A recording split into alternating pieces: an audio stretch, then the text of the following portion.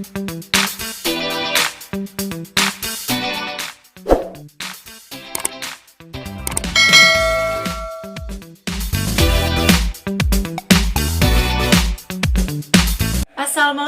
hai guys, welcome back to my channel. Jadi di video kali ini aku akan membahas salah satu ritual adat termahal yang ada di dunia hingga menghabiskan puluhan hingga miliaran rupiah nih guys. Kalian bayangin aja, ritual ini berasal dari Sulawesi Selatan. Nah, ritual ini sangat unik dan populer hingga ke mancanegara loh. Nah, perlu kita ketahui, kita itu perlu menghargai sesama tradisi yang ada di Indonesia ini ya guys. Nah, tradisi ini berasal dari Toraja dan dinamakan Rambu Solo guys, atau kematian. Pemakaman ada di Toraja ini memang sangat tergolong unik. Ritual adat pada setiap prosesnya penuh dengan makna, sehingga ketika kita berkunjung ke Toraja, kita bisa menikmati dan menyaksikan ritual adat tersebut. Dan akan banyak hal yang sangat mengagumkan, dan salah satunya adalah upacara Rambu Solo ini guys. Tapi sebelum lanjut, kalian jangan lupa like, subscribe, komen, dan nyalakan loncengnya. Dan jangan lupa juga follow Instagram aku @WandaFitrianBuyung-3 ya guys. Jadi guys, upacara Rambu Solo ini adalah upacara pemakaman secara adat yang mewajibkan keluarga almarhum untuk membuat sebuah pesta sebagai tanda penghormatan terakhir pada mendiang yang telah pergi. Upacara pemakaman Rambu Solo ini dikatakan sebagai rangkaian kegiatan pelepasan orang yang sudah meninggal dengan membutuhkan biaya yang tidak sedikit guys. Sebelum tradisi ini dilakukan, pihak keluarga akan menabung dari jauh-jauh hari, dari berbulan-bulan hari nih guys. Karena persiapan tersebut membutuhkan waktu yang cukup lama. Masyarakat Toraja ini menganut adat kepercayaan, aturan dan ritual tradisi yang ketat yang ditentukan oleh nenek moyang mereka. Nah, masyarakat Toraja banyak yang memeluk agama Protestan dan Katolik nih guys. Tradisi leluhur dan upacara ritual khas Toraja ini sudah menjadi turun-temurun dan masih terus dipertahankan dari dulu hingga sekarang. Sebelum upacara ini dilaksanakan, pihak keluarga akan berkumpul di rumah adat Toraja, yaitu rumah tongkonan, untuk berdiskusi dan mereka membahas sebuah dana, hak waris, tempat acara dan status sosial dan sebagainya. Kemudian, setelah anggota keluarga selesai berdiskusi, persiapan akan dilanjutkan dengan membeli banyak barang atau peralatan ritual dengan membuat sebuah pondok upacara yang disiapkan oleh anggota keluarga untuk para tamu yang akan hadir. Nah, para tamu ini akan menjadi saksi jalannya upacara yang sangat unik dan sakral ini guys. Nah, ketika menunggu upacara pemakaman tersebut, tubuh orang yang sudah meninggal ini akan dibungkus kain dan disimpan di rumah adat, yaitu rumah tongkonan. Nah, bagi kepercayaan masyarakat Toraja, orang yang sudah meninggal ini tidak dianggap meninggal, namun dianggap seperti orang sakit yang berbaring di tempat tidur dan masih diperlakukan layaknya seperti orang yang masih hidup nih guys. Kemudian, orang yang sudah meninggal ini, yang dianggap sebagai orang sakit ini nih, dibawakan juga sebuah makanan, minuman, dan diajak untuk bercanda seperti layaknya orang hidup. Dalam adat istiadat Toraja, mereka mempercayai bahwa setelah kematian masih ada sebuah dunia, yaitu sebuah tempat keabadian di mana para arwah leluhur ini berkumpul serta menjadi tempat peristirahatan. Dan masyarakat Toraja menyebutnya puya, atau yang dipercaya menghantarkan jenazah ke alam yang damai. Nah, katanya nih, di puya inilah arwah tersebut akan bertransformasi menjadi arwah yang gentayangan, atau masyarakat Toraja biasa menyebutnya bombo. Bombo. Bombo. Selain itu, Rambu Solo menjadi kewajiban bagi setiap keluarga yang ditinggalkan, karena hanya dengan cara ini arwah tersebut bisa mencapai kesempurnaan di puya. Untuk melaksanakan upacara ini, tentu ada persyaratan yang akan dilakukan dalam menyelenggarakan upacara ini. Nah, persyaratannya itu berupa hewan kurban, berupa kerbau dan babi. Nah, bagi masyarakat Toraja dan keyakinan mereka, kerbau ini adalah hewan yang suci yang menjadi aspek utama yang menghantarkan arwah tersebut ke Puya nih guys. Konon katanya, semakin banyak kerbau yang dikurbankan, maka semakin cepat arwah tersebut sampai ke Puya. Nah, jumlah kerbau yang akan dikurbankan tergantung dari strata sosial masyarakat Toraja. Untuk keluarga dengan strata sosial menengah, biasanya kerbau yang akan dikurbankan mulai dari 8 hingga 10 ekor kerbau. Dan ditambah banyaknya babi sebanyak 30 hingga 50 ekor. Sedangkan untuk keluarga dari kalangan bangsawan, mereka biasanya mengorbankan hewan mulai dari 25 hingga 150 ekor nih guys. Wow, kalian bisa bayangin aja, kerbau itu, satu kerbau aja harganya itu bisa puluhan juta loh guys. Nah, tidak heran jika upacara ini memerlukan banyak biaya. Dan sebagian besar dari biaya tersebut adalah persyaratan untuk melaksanakan upacara tersebut. Nah guys, kemudian kerbau yang dibeli ini akan diarak mengelilingi desa terlebih dahulu. Nah, pada saat menjelang waktu sore, masyarakat setempat itu akan melaksanakan pertarungan kerbau atau biasa disebut Mak Pasilaga Tedong.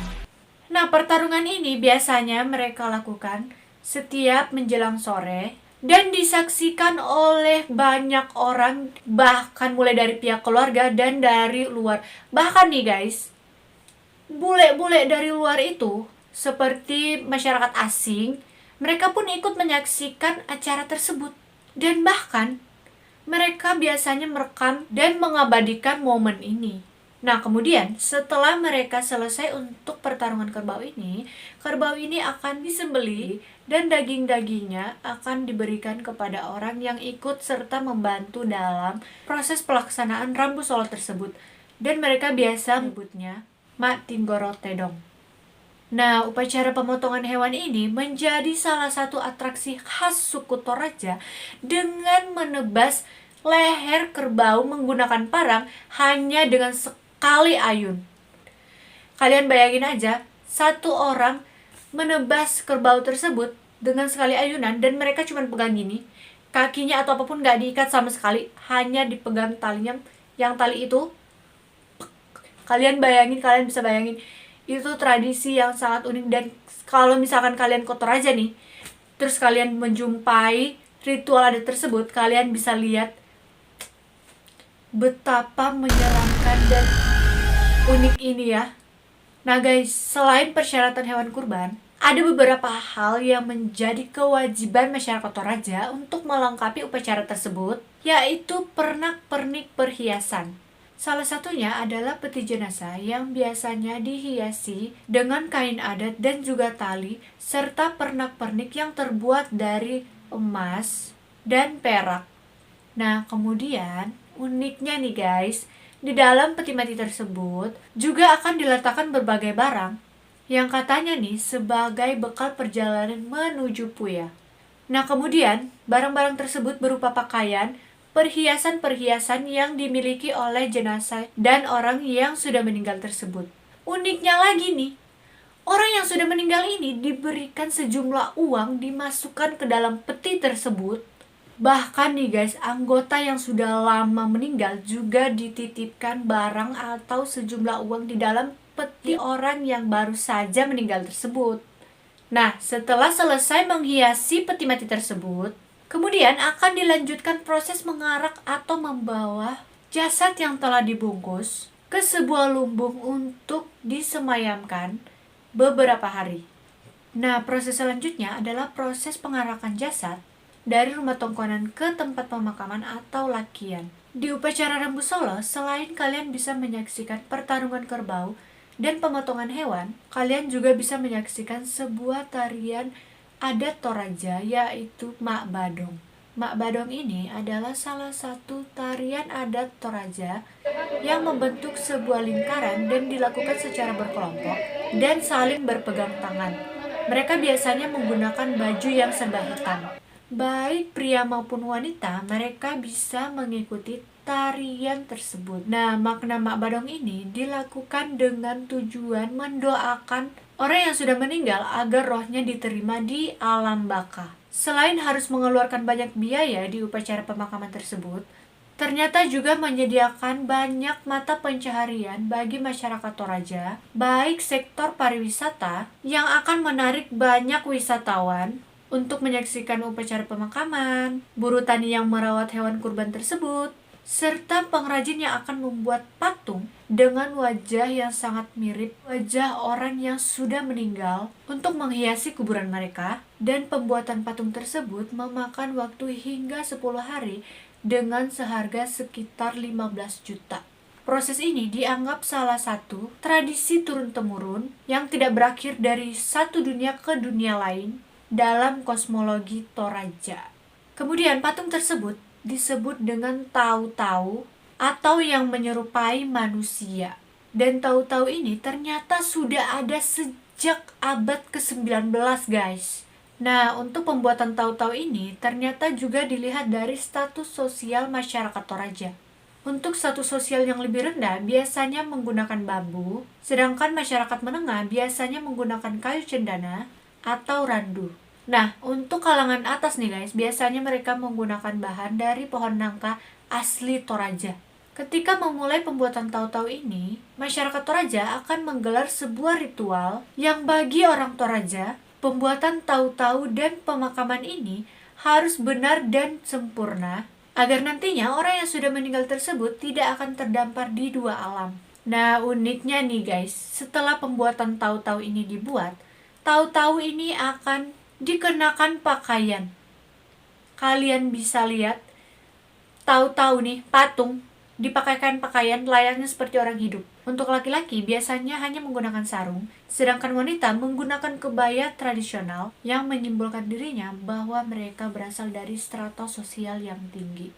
Ketika upacara rambu solo ini telah selesai, maka orang yang sudah meninggal ini akan diarak dan dibawa, diantar ke tempat pemakaman atau yang biasa disebut dengan patane atau kuburan yang berbentuk seperti rumah, dan ada juga yang berada di tebing batu. Namun sebelum dibawa ke tempat pemakaman, peti mati tersebut sengaja digoyang-goyangkan baik dari pihak keluarga maupun orang-orang di sekitar yang datang menghadiri ikut serta untuk mengangkat jenazah tersebut. Nah, setelah digoyang-goyangkan, barulah jenazah tersebut diantarkan ke tempat pemakaman. Nah, Tau-Tau tadi yang dibuat itu akan diletakkan di dekat kuburan tersebut atau diletakkan juga tepat di depan kuburan itu. Menurut kepercayaan masyarakat Toraja, orang yang sudah meninggal ini tidak dikubur di dalam tanah, namun tetap berada di dalam peti mati tersebut. Namun tempat pemakamannya ini, yaitu yang patane itu, yang berbentuk seperti rumah, dimasukkan ke dalam situ tuh, dimasukkan bersama dengan peti mati itu.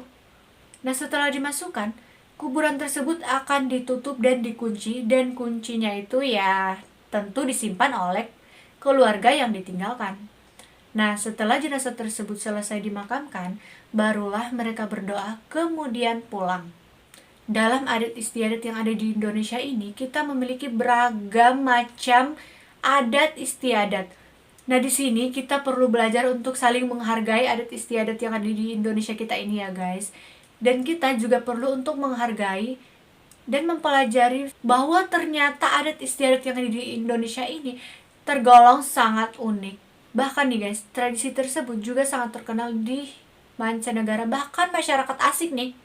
Masyarakat asing ini jauh-jauh datang ke acara tersebut, ritual acara tersebut, demi mengabadikan momen yang ada di situ. Oke guys, sekian video dari aku. Itulah tradisi unik dalam proses pemakaman orang Toraja dan menjadi pemakaman termahal di dunia.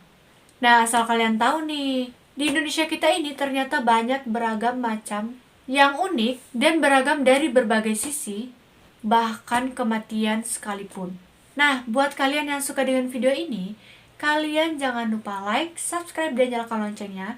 Dan jangan lupa juga follow Instagram aku @wandafitrianibuyung, G-nya 3 ya guys. Oke, terima kasih sudah menonton video ini. Wassalamualaikum warahmatullahi wabarakatuh. Bye-bye, kurang semangat.